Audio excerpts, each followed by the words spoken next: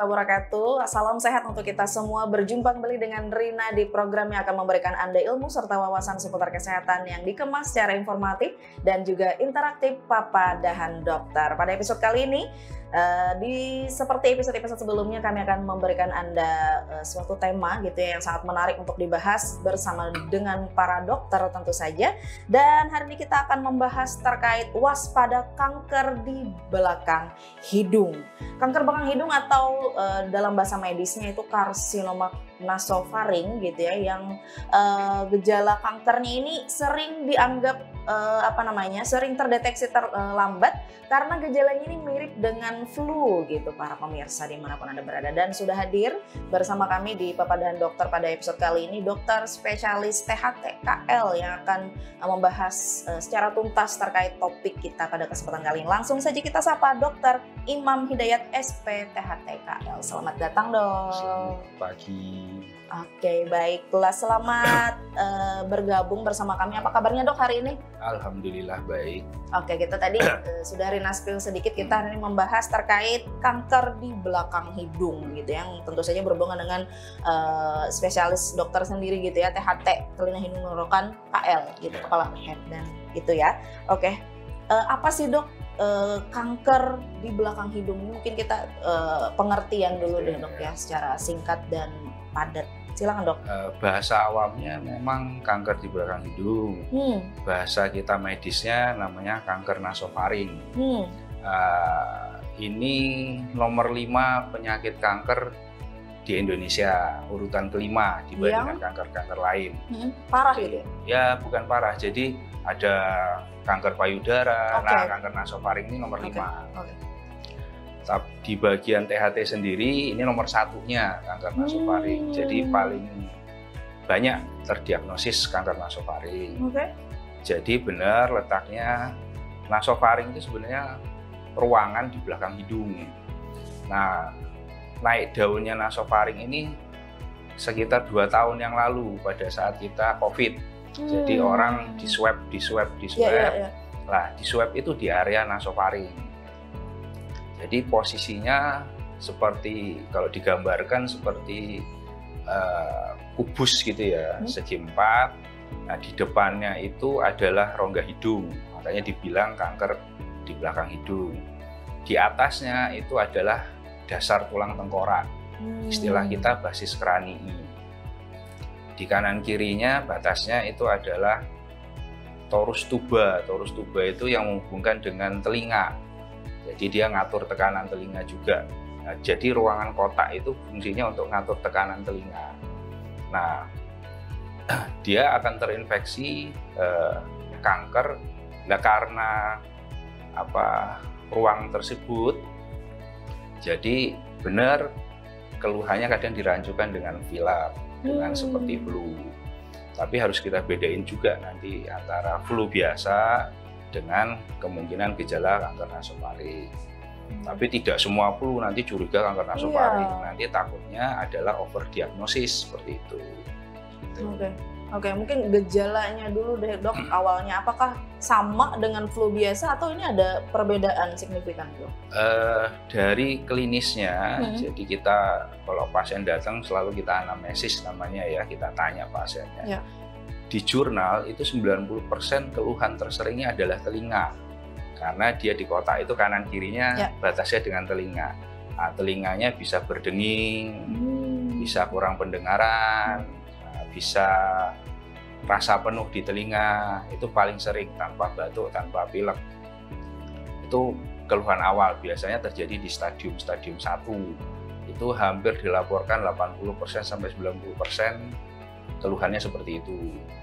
Terus nanti keluhan di atas, kalau dia menekan basis kranii di otak itu ada saraf mata. Jadi ada 2 keluhan, sering pusing. Tapi pusingnya juga beda dengan pusing capek dan lain-lain, akan beda.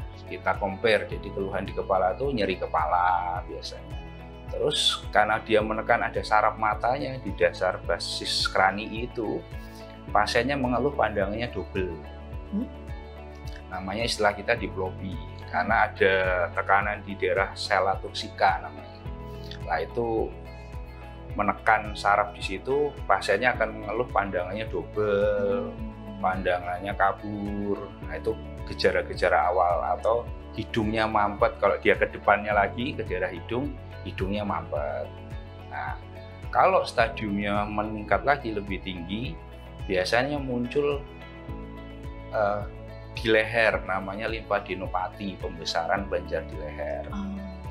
Jadi kita kenal namanya 5 sign-nya itu, yang sering adalah telinga, hidung, terus kepala, mata, dan pembesaran leher. Itu standar kita untuk anamnesis pasien. Setelah kita curiga, onsetnya juga dilihat. Onset itu perjalanan penyakit. Jadi penyakit yang kita terapi terus-menerus, kok tidak ada perbaikan, ya kita bisa pemeriksaan lebih lanjut seperti itu. Tapi kalau dia diobati sembuh, dan kambuhnya dalam onset yang lama, ya kita nggak akan curiga bisa nasofaring. Ya mungkin flu biasa. Ya gitu. Mungkin flu biasa, mungkin alergi sinus, juga bisa ya.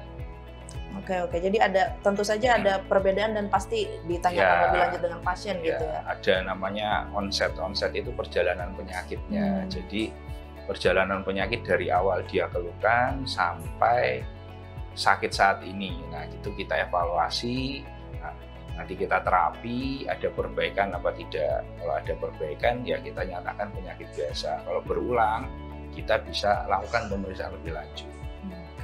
Dikaitkan dengan merokok nih dok, apakah kanker ini ada kaitannya juga dengan merokok, dan ada apa yang harus pemicu yang harus dihindari dok?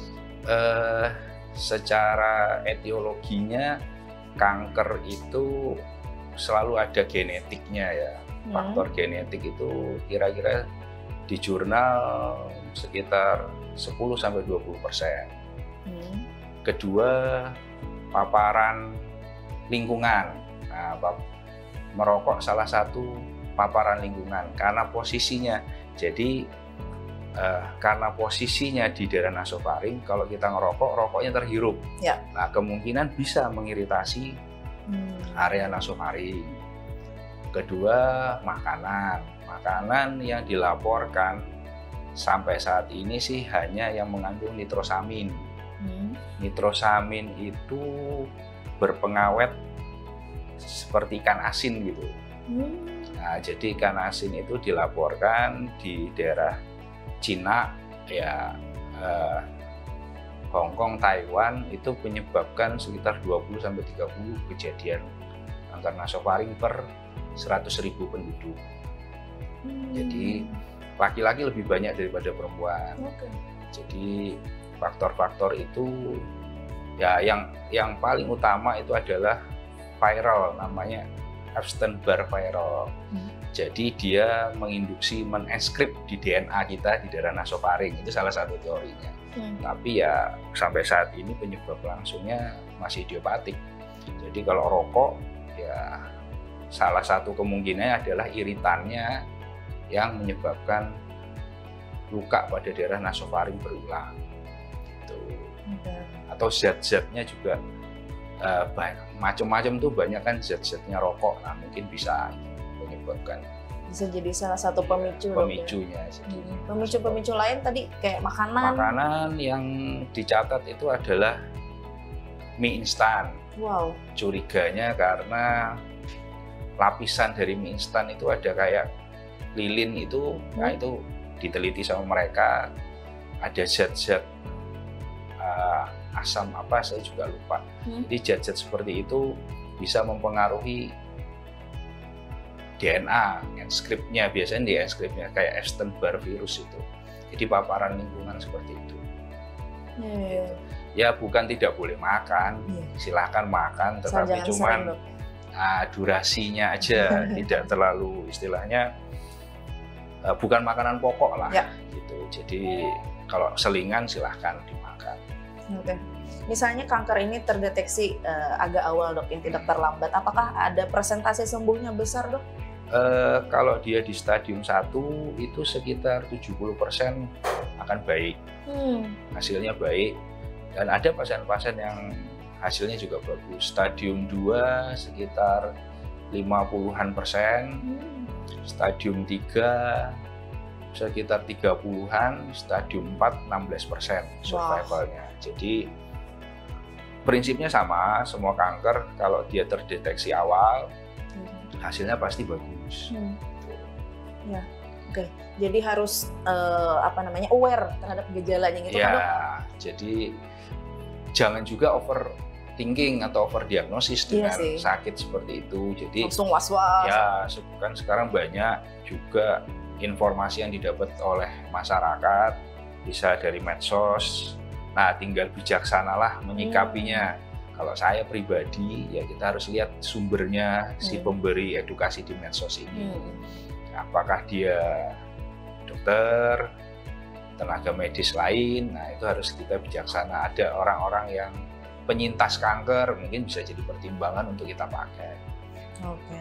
Terus untuk pengobatan atau pemeriksaan sendiri, Dok, terhadap kanker nasofaring ini apa saja sih, Dok, yang tersedia khususnya di RSUD Badarudin Qasim? Pemeriksaannya nomor satu yang paling sederhana itu adalah anamnesis ya sebenarnya. Jadi kita perlu kejujuran dari pasien untuk nanyakan keluhannya, karena ada pasien yang nge-keep, ada pasien yang enak gitu. Nah, pasien yang enak itu yang jujur kita lebih, kalau kita di kedokteran itu sekitar 60% anamnesis yang baik itu udah menegakkan diagnosis, tinggal penunjangnya aja.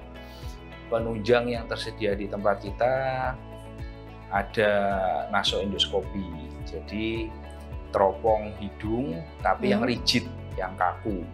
Jadi nanti teknisnya pasiennya sadar, terus kita masukin alat ke dalam hidungnya. Nah, kita lihat di situ nasofaringnya. Ada hiperemis, ada penebalan. Di daerah namanya predileksinya adalah, predileksi itu tempat tersering tumbuhnya itu di namanya fossa rosemuller. Nah, itu bisa dilihat dengan endoskopi. Nah, kalau misalnya kita lihat dengan endoskopi, kita curiga, kita bisa lakukan biopsi saat itu. Nah, di biopsi, nah sekarang untungnya sudah ada lagi dokter patologi anatomi, jadi kita nggak perlu ngirim sampel jauh, kita langsung bisa periksa. Setelah itu baru CT scan. Nah, CT scan alhamdulillah tempat kita sudah ada CT scan. Nah, ini juga bisa untuk guiding, tinggal mau nasofaringoskopi tadi atau CT scan dulu.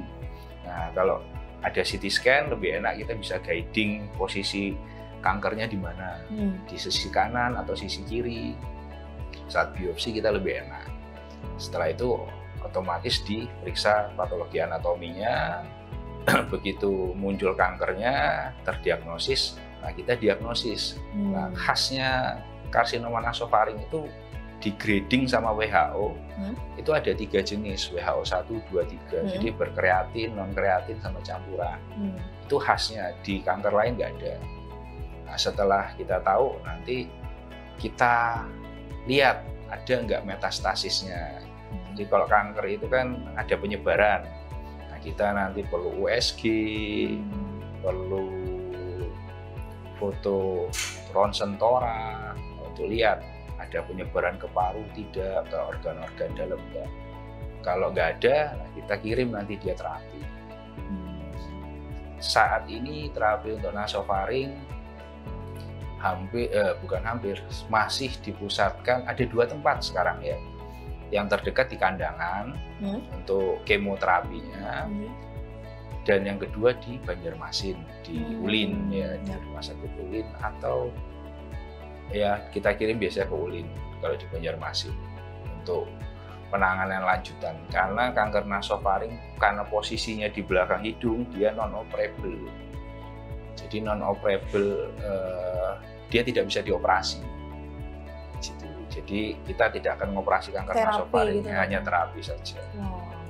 Untuk durasi kesembuhan misalnya ada masih di stadium 1 atau 2, durasi berapa waktu, Dok? 3 bulan, bertahun-tahun atau? Kalau bicara kanker kita selalu bicara survival rate-nya, jadi angka ketahanan hidupnya ya. Survival rate yang jadi acuan itu 5 tahun. Jadi kalau pasien itu bisa bertahan 5 tahun, kalau stadium 1 lebih lah, Stadium 1, 2 itu kalau diterapi dengan baik lebih lah untuk survival rate-nya itu lebih dari 5 tahun. Tapi kalau yang 3, 4 itu kalau bisa nembus 5 tahun itu sudah sukses. Gitu. Ya di luar umur adalah pemberian sama pemberian Allah, ya kita bicaranya survival rate-nya. Ada 1 tahun, 3 tahun, 5 tahun biasanya kita nilai seperti itu. Kalau dia bisa lewat 5 tahun, dianggap terapi kita sukses meskipun ada residu. Residu itu kekambuhan ulang. Gitu. Biasanya pada stadium 4. Makanya kalau ada orang datang dominan pembesaran leher, kita bilang adanya di sini di level 2, 4, kita udah di kepala kita sekitar 60% curiga dia ada kanker nasofaring. Oke, baiklah. Adakah cara Dok untuk mencegah kanker, sebut saja kanker ini Dok ya, nasofaring, misalnya dengan gaya hidup kah atau pemeriksaan check up rutin kah Dok? Sebenarnya gini, dari etiologinya kan 20% genetik. Nah, jadi hampir semua penyakit yang genetik dengan pola hidup baik bisa dikurangi lah kemungkinannya. Jadi misalnya kayak kanker, hindari makanan-makanan karsinogenik, seperti ya bakar-bakaran. Bukan menghindari sih, sebenarnya mengurangi, itu prinsipnya. Jadi bakaran-bakaran itu cari bakaran yang misalnya ini di Kalsel nih atau di Tanjung ada ikan patin, bakar. Pilihannya sebulan bakar sekali kalau Anda penggemar patin, terus yang pepes 5 kali, ya, itu lebih baik gitu ya. Terus kedua mungkin membakarnya juga harus bagus karena kan ada harangnya itu. Nah itu salah satu karsinogenik. Pemicu. Ya pemicu. Terus makanan-makanan junk food, fast food, daging-daging olahan yang tinggi garam, nitrosamin biasanya zatnya, itu juga pemicu. Lebih baik dihindari dan dikurangi lah, minimal dikurangi, karena kita mungkin nggak akan bisa menghindari penuh karena kita akan ketemu dia. Terus kayak rokok, alkohol, ya mungkin bisa dikurangi. Kalau dengan pemeriksaan check up rutin Dok, apakah bisa terdeteksi? Kalau check up rutin untuk markernya saat ini sih belum ada. Beda dengan seperti CA cervix ya, ada vaksinnya. Betul. Ini tidak ada. Ini tidak ada vaksinnya. Jadi belum ada. Ya mungkin hanya keluhan yang tidak sembuh dengan baik. Ya mungkin bisa dievaluasi berulang. Yang penting omsetnya, misalnya gini, saya sakit telinga, telinga saya kurang dengar, seperti kayak orang naik pesawat. Nah, kita bilang namanya otitis media akut. Itu kita obati biasanya selama 1 sampai 2 kali, 2 minggu lah, 2 seri, itu biasanya membaik. Kalau dalam waktu misalnya 1 bulan, dia berulang lagi, kita obati lagi, membaik.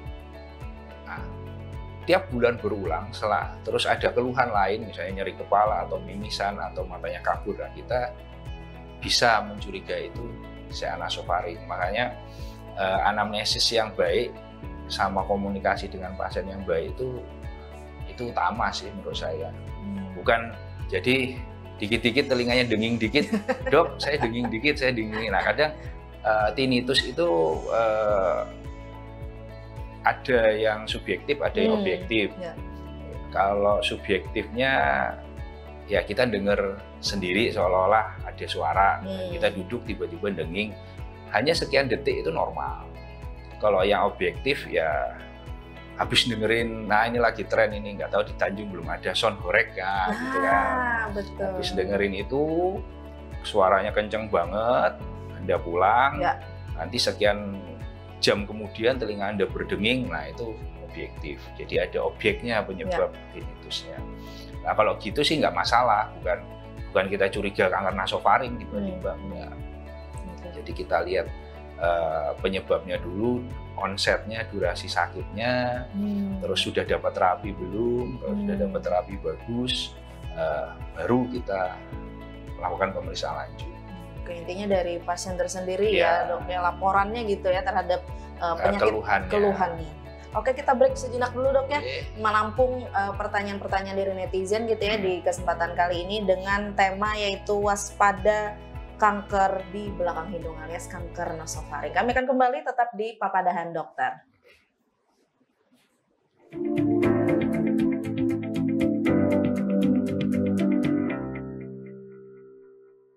Oke, kembali lagi bersama Rina dan juga Dr. Imam Hidayat, dokter spesialis THT-KL di RSUD Haji Baharudin Qasim. Tadi kita sudah membahas terkait waspada kanker nasofaring gitu ya, kanker di belakang hidung. Dan sudah ada beberapa pertanyaan yang masuk dari netizen yang akan langsung dijawab oleh Dr. Imam pada kesempatan kali ini gitu ya.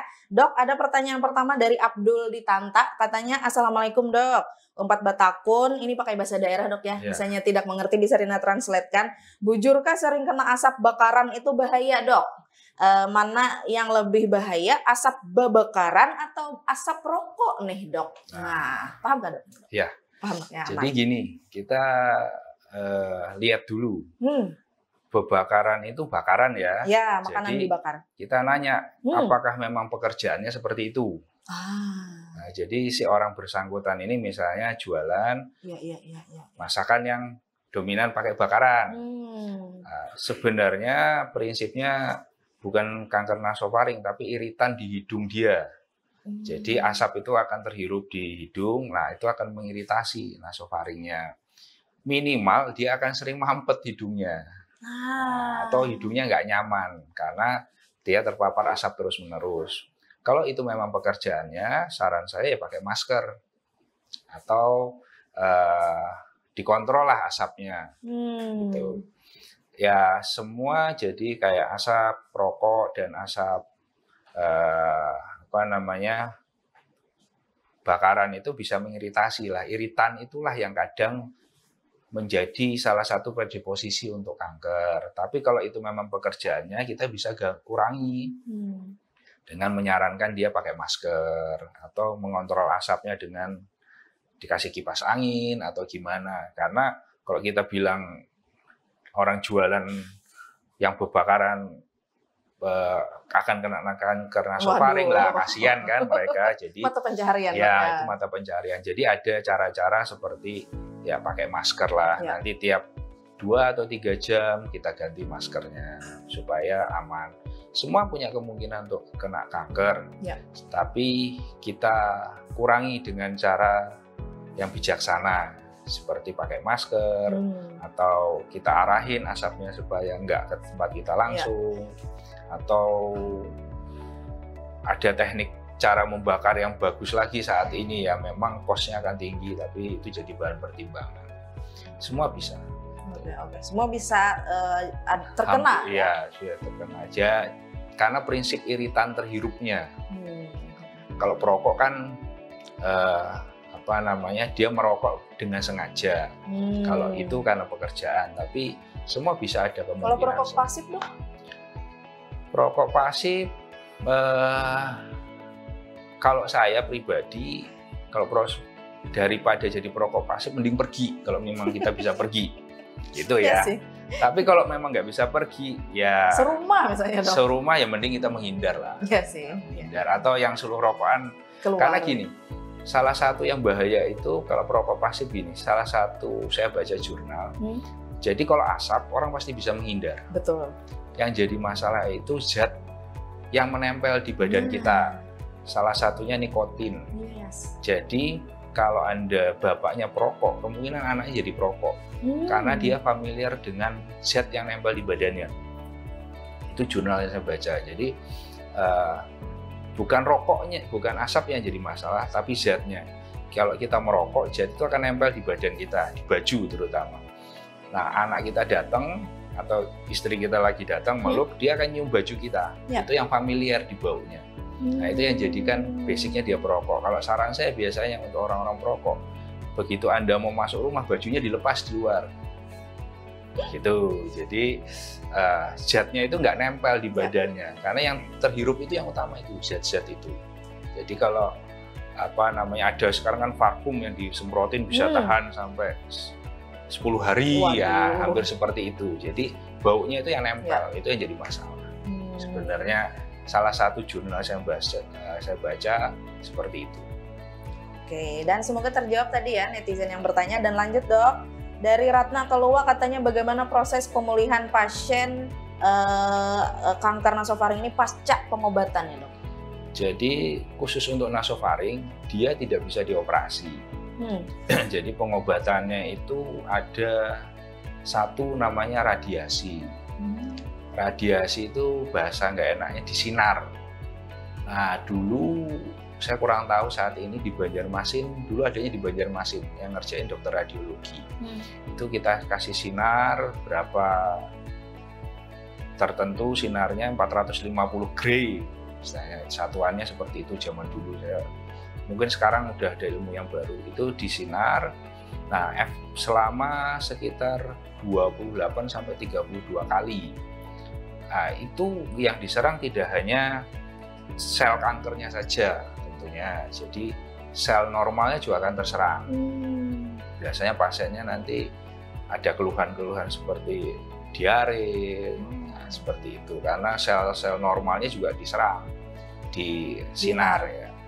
Terus moda kedua adalah namanya kemoterapi. Kemoterapi itu dimasukkan obat-obat dari infus. Itu juga biasanya golongan-golongan Paksus kita bilang obat-obatnya macam-macam lah tergantung jenis WHO-nya tadi. Jadi dari obat-obat itu juga ada efek samping karena yang diserang bukan sel kankernya saja, jadi sel-sel normalnya juga kena. Jadi keluhannya biasanya ya rambutnya rontok, terus diare, mual muntah, sampai berat badannya turun gitu ya. Ya nanti kita perbaiki keadaan seperti itu. Nah dengan cara makannya diperbaiki, gizinya diperbaiki.